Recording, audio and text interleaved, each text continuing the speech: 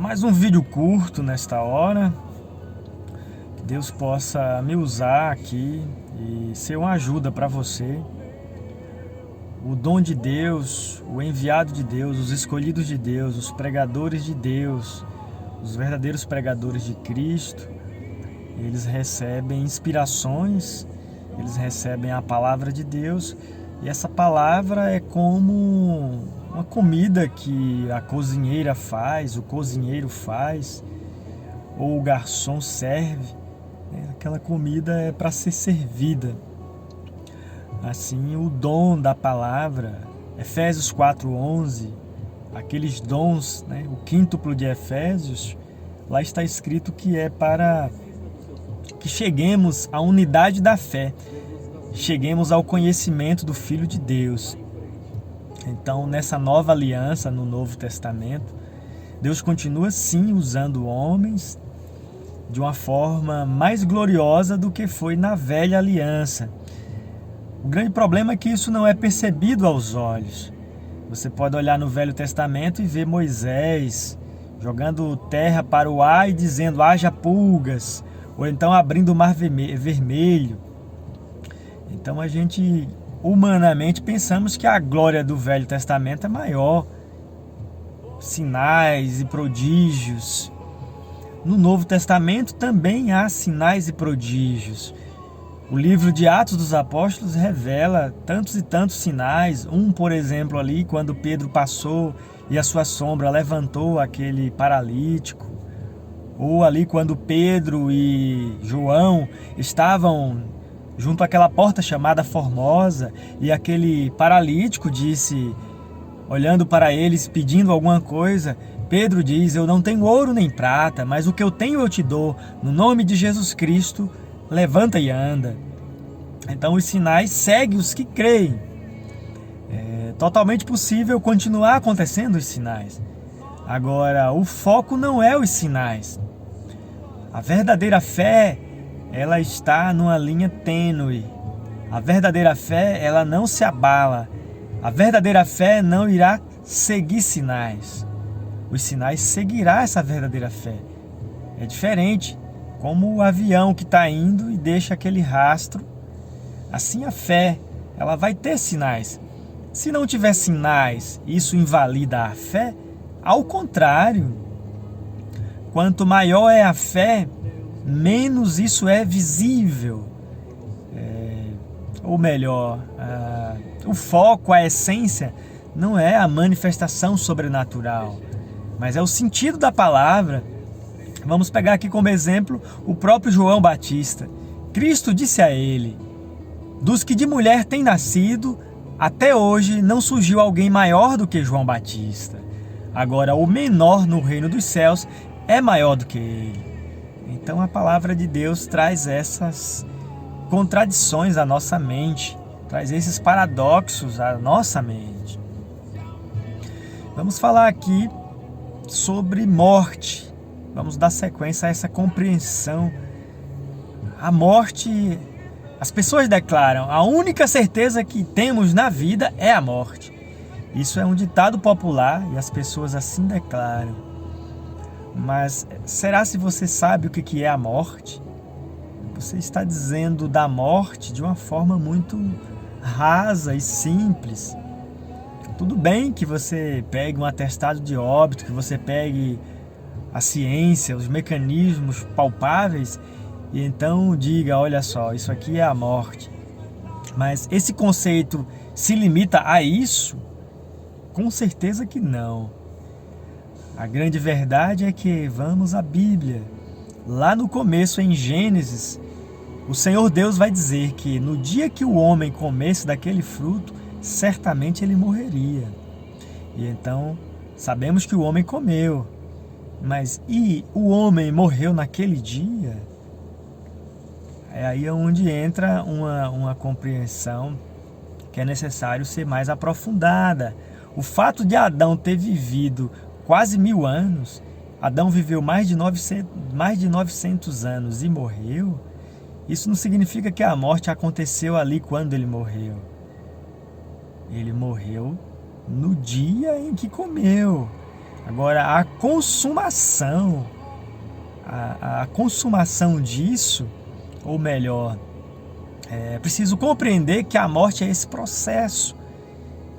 O corpo cair no chão, o corpo ser sepultado, o atestado de óbito, isso não é a morte. A morte é espiritual. A morte é afastar-se, é estar separado da vida. As pessoas que estão vivendo na carne, as pessoas que nasceram, que estão nascendo agora, elas não nascem ligadas ao Espírito de Deus. Elas não nascem diretamente por Deus. Elas nascem por um relacionamento amoroso, como eu nasci, você nasceu. E nesse ato amoroso nascemos. E então chamamos isso de vida. Mas isso não é vida. Então, da mesma forma, a morte não é o sair da matéria. A morte não é o desencárnio. A morte não é ir ao caixão. Isso não é a morte. As pessoas entendem isso como morte. E até eu posso concordar que isso também é um tipo de morte. Mas a morte que Jesus Cristo veio vencer é a morte espiritual. É a morte que separa o homem de Deus. Um dos conceitos de morte é exatamente separação. Essa morte que tanto é divulgada aqui, do atestado de óbito, a morte ensinada pela ciência, é a separação da alma do corpo. Então, o corpo está morto sem o espírito, sem a alma. Isso é um tipo de morte, sim, mas a real morte é quando Deus está fora. Mesmo vivendo, estás morto. Ali, quando Adão comeu, instantaneamente ele morreu, porque Deus não estaria mais. Tanto que quando você segue a leitura, Deus está desencontrado de Adão. Deus não vê mais o homem. Deus procura pelo homem. Deus procura por Adão. Onde estás, Adão? Onde está tu? Veja, um desencontro. As pessoas estão separadas. Através dessa morte de Adão, essa morte entrou em todos nós. É necessário entender isso. Tendo essa compreensão, aí podemos entender a vida. E o que é a vida? É exatamente o que as pessoas também não sabem. A vida é Cristo. Paulo declara isso na sua carta a Gálatas. Gálatas capítulo 2, a partir do versículo 20, ele vai dizer: Cristo vive em mim, não vivo mais eu. E lá na sua carta a Filipenses, ele vai dizer que viver é Cristo, morrer é lucro, viver é Cristo, a vida é Cristo. A vida não é a carne, a vida não é o homem, a vida é Deus. E, por outro lado, a vida também é o homem, também é a carne, mas isso é uma vida temporal, isso é uma vida natural.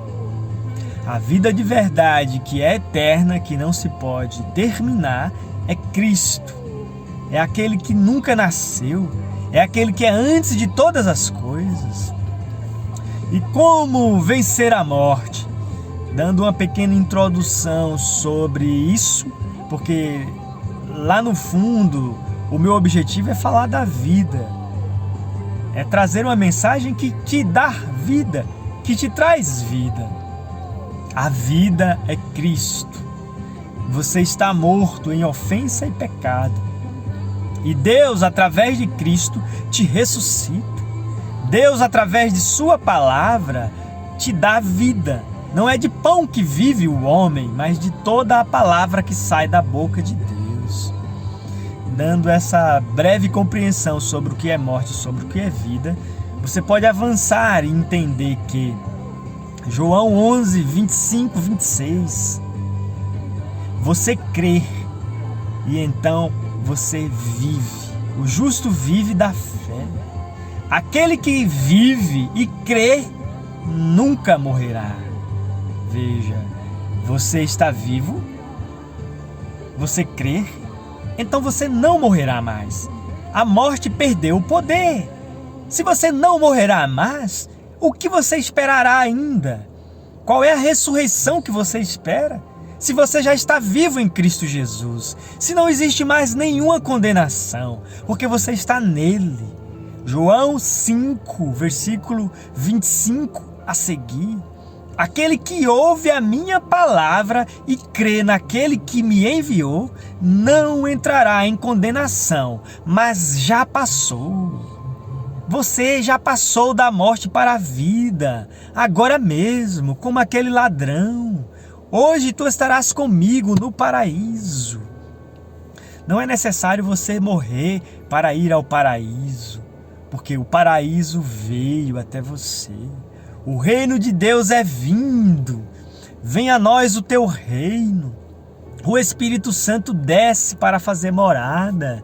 Mas antes que ele faça morada, é preciso que a morada seja feita. E que morada é essa? Jesus, em João 14, ele foi preparar. E quando ele foi preparar, ele disse: voltarei. Ele foi preparar, certo. E quando é que ele voltou? Perceba, a morada são corpos celestiais, corpos glorificados.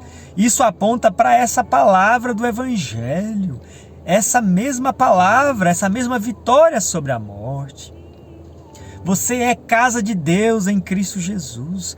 A palavra da fé, a palavra do Evangelho, gera o novo homem, como Paulo disse, gerado em verdadeira justiça e santidade. Esse novo homem é a casa aonde Deus habita. Vamos ler e crer no Evangelho. Efésios capítulo 2, o capítulo inteiro, traz uma grande compreensão disso. A ressurreição em Cristo, a vida eterna dada pela graça. Nós, não sendo mais nem judeus e nem gentios e nem mais humanos, mas seres celestiais, criados em Cristo Jesus, não mais da terra, mas gerados em Cristo, famílias de Deus, edificados sobre ensinamento dos profetas e dos apóstolos, sendo Jesus Cristo a principal pedra. Veja, ele é a palavra, é essa palavra que é a base, que é a fé, que estabelece a morada, a palavra. E então, se Cristo é formado em você, se Cristo é gerado, ele então será formado. E ao ser formado, o mesmo Pai desce. Aí desce o Pai e o Filho para fazer morada. João 14 está cumprido. Jesus voltou para você, voltou para mim, não para o mundo. E eu não estou inventando isso. Você pode ler João 14. Jesus Cristo disse: voltarei para você. Jesus em João 14 não disse que volta para um espetáculo, mas ele volta para fazer morada. E isso por si só já é a vida eterna, já é a vitória sobre a morte.